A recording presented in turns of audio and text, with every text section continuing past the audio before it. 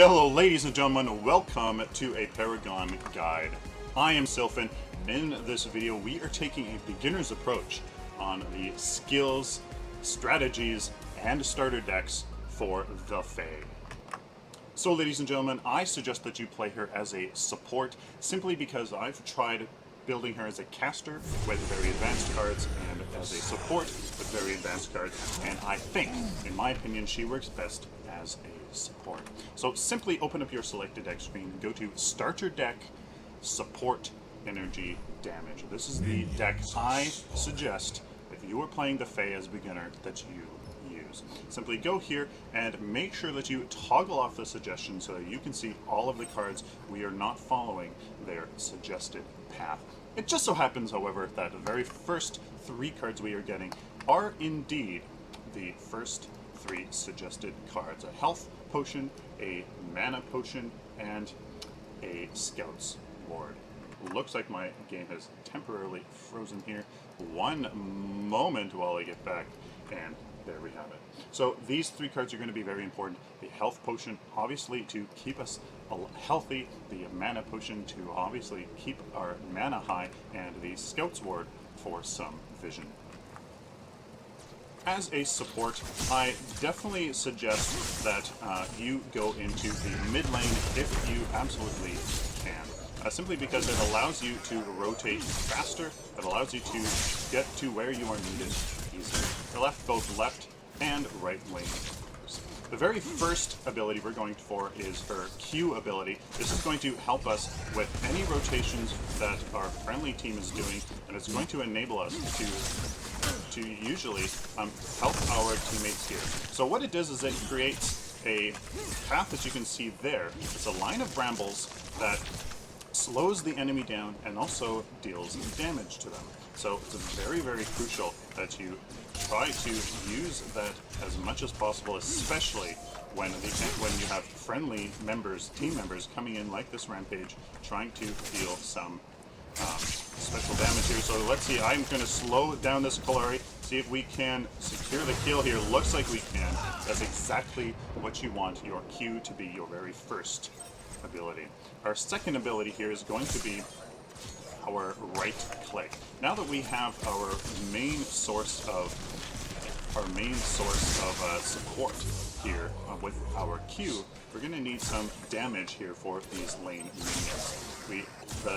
Her right click definitely serves that purpose the best, so we want to go for that. It's called Untamed Growth. It's a small AoE, deals 100 energy damage over 3 seconds. What they don't tell you is that 150 of it is applied for right here, and then 150 of it applies when it blows up. So it's actually 50% over, 2.99999 repeating seconds, and then 150 at the last moment.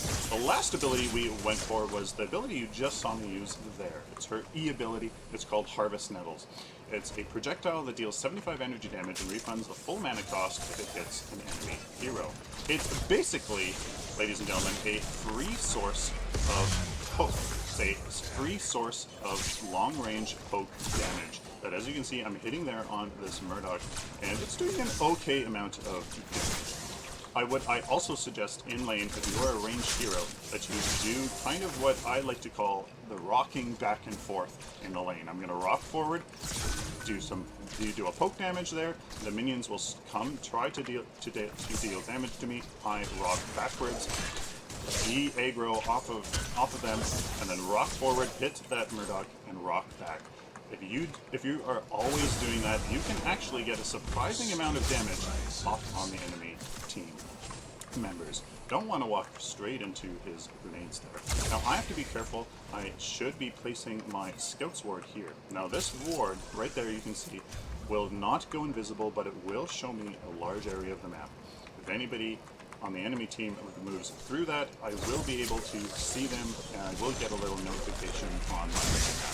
Very, very important. Vision is paramount in this game. It saves lives. It wins you the game in the early game.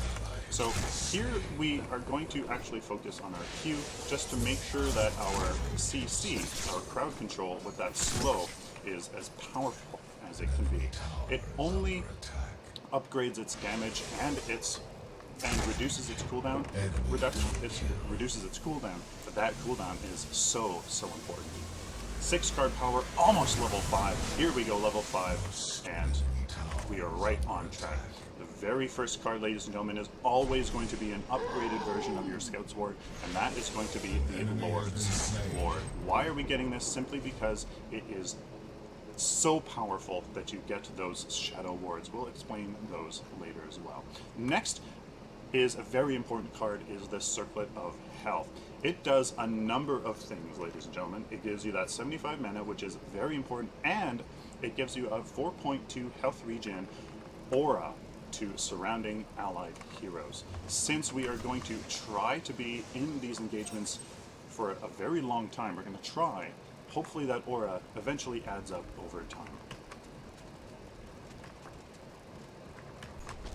Of course, I failed to record a incredible double kill that I get on the enemy team using her ultimate that I have to get to explain, using that slow on our Q to absolutely wreak havoc on the enemy team. Now we should be able to get a good amount of damage here on this tower, so don't want to have this, don't want this Sevarog to do that much damage to us, and simply trying to retreat. Our passive there on the Circlet of Health is going to give this Rampage extra mana regen, or health regen, sorry, but she actually already has a fair amount. So let's use our E there for that long-range poke damage on the Murdoch. Always trying to use that, being very accurate with it, simply because it does cost a lot of mana if you don't hit the enemy. So why did we go for that Circlet of Health? Because casters, like the Fae, have a very hard time with damage, with mana in the early game. It has mana on it, and it has mana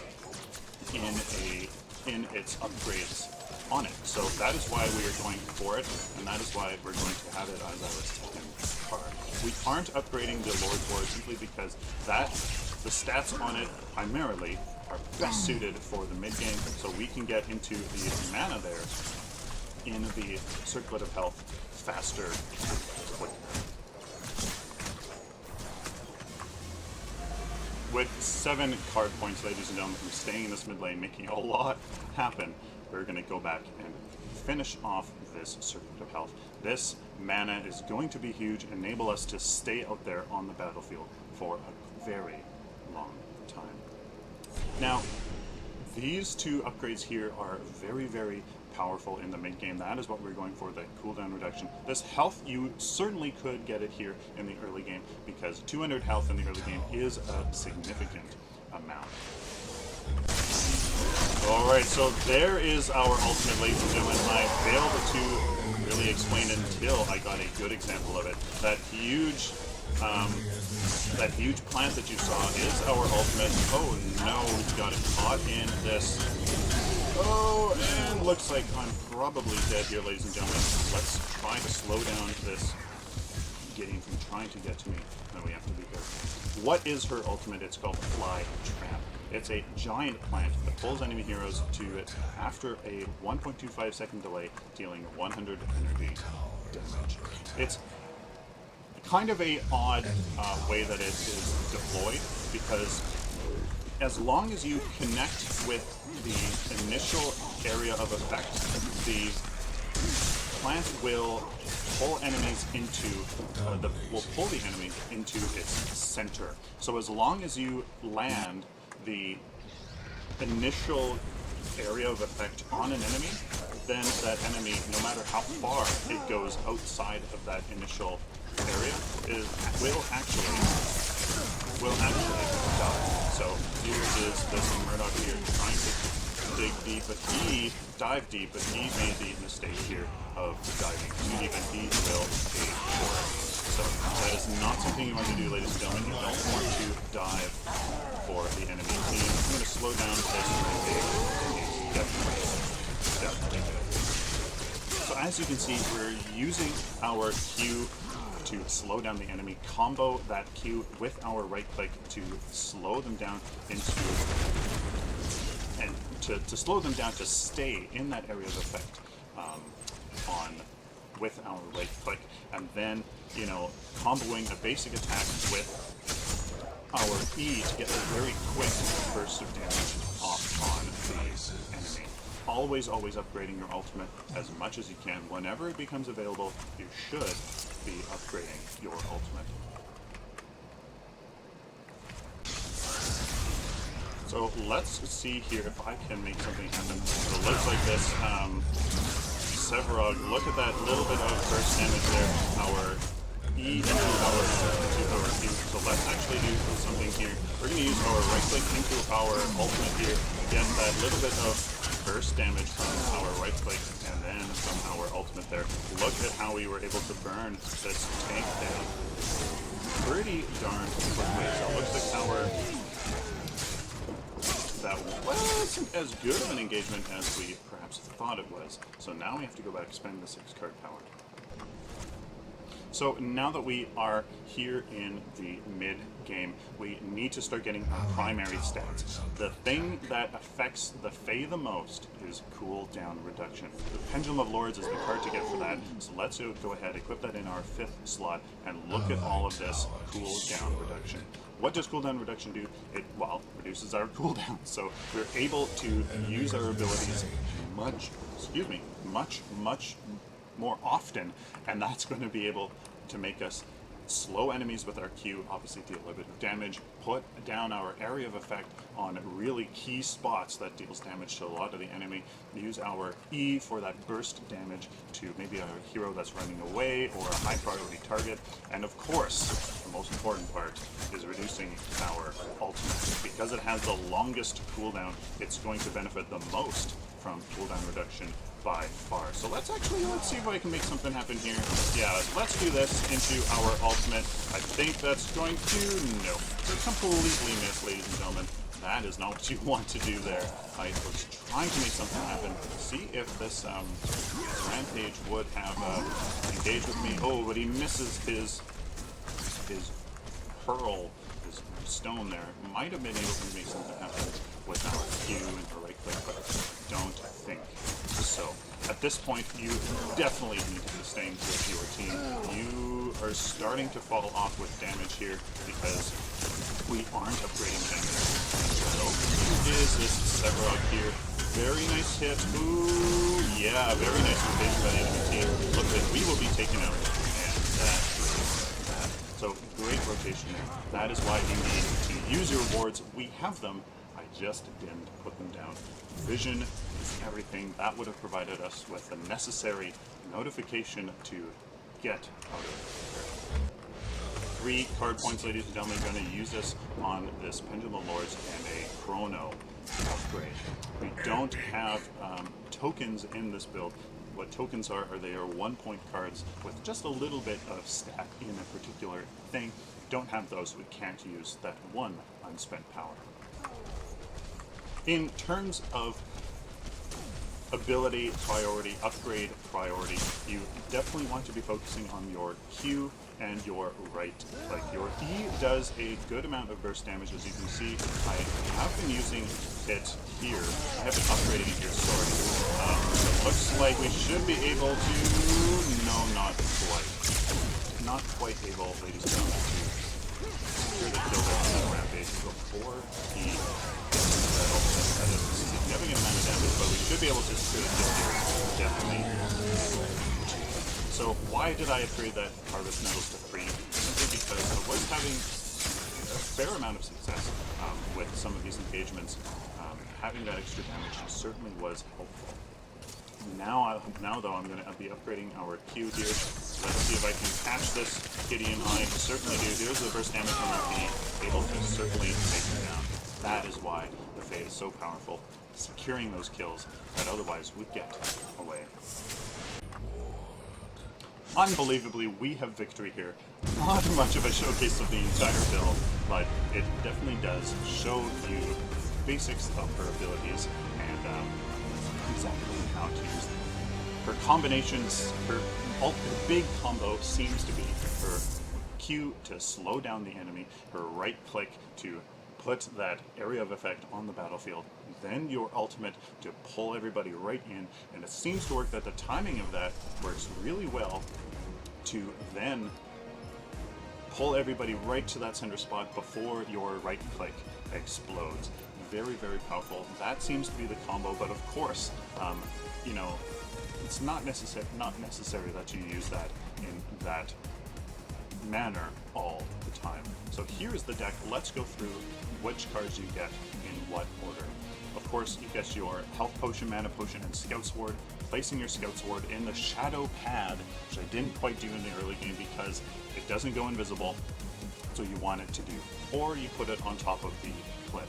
Then you go into your Lord's Ward. It gives you an upgraded, gives you all of those upgrades, but you don't want those just yet. You want the health and mana, cooldown reduction, and those shadow wards from the Lord's Ward. Unupgraded, you leave this going next into the Circle of Health for that passive, but primarily that mana. That mana gives you all of that sustain that you need because casters have mana problems in the early game. Next, you go into the most fundamental stat for the Fae, cooldown reduction. Your Pendulum of Lords, fully upgrade that, go back to your Lord's Ward, finish off the Chrono there with that Advanced Chrono and the Chrono, get a little bit of health, because after this we are focusing on being as tanky as possible. From the starter deck, not much is given to us, but after we upgrade the Lord's Word, we go into the Elder Mage Amulet for all of that health. Look at that health, a little bit of damage, that is going to be huge. 400 plus 300 is 700, plus 300 on the card, 1000 health. Very, very crucial here. This gives you the ability to stay in the team fights. With that cooldown reduction, you're going to be throwing tons of spells on the battlefield. With all of that mana, you're going to be able to stay there, and with that health, you're going to be able to actually be a little bit more of a force in the battlefield, taking some shots for your friendly teams, being that support. Then you go into the Staff of the Adamant again for that greater health, but a little bit of damage now. Your damage has really fallen off, quite frankly, in the late game, so that little bit of damage will help. Again, starter deck, not necessarily the best that's available to us. Then we go way over here to the Chronomancer disc to get to that 3-point advanced mana that will help us in the late game with that sustain and then that cast damage there. That is the build, ladies and gentlemen. That will really make you able to be at the end game at least, a tanky sort of really strong support presence in those team fights, enabling you to throw out your abilities very, very quickly, have the mana to do so, and also the health to take some damage. There is the starter build, ladies and gentlemen. Please, let me know down in the comments if this was helpful. Maybe it was a bit too short, but simply, that's the gameplay. That is my take on the starter deck. Please like the video if you liked it, dislike it if you disliked it. Please leave a comment down below if you found this helpful and if you would recommend this to others. Please share the video with the community and of course subscribe. If you found this video helpful or simply enjoyed it, I want to be able to do it for you again. Until next time, like always, take care.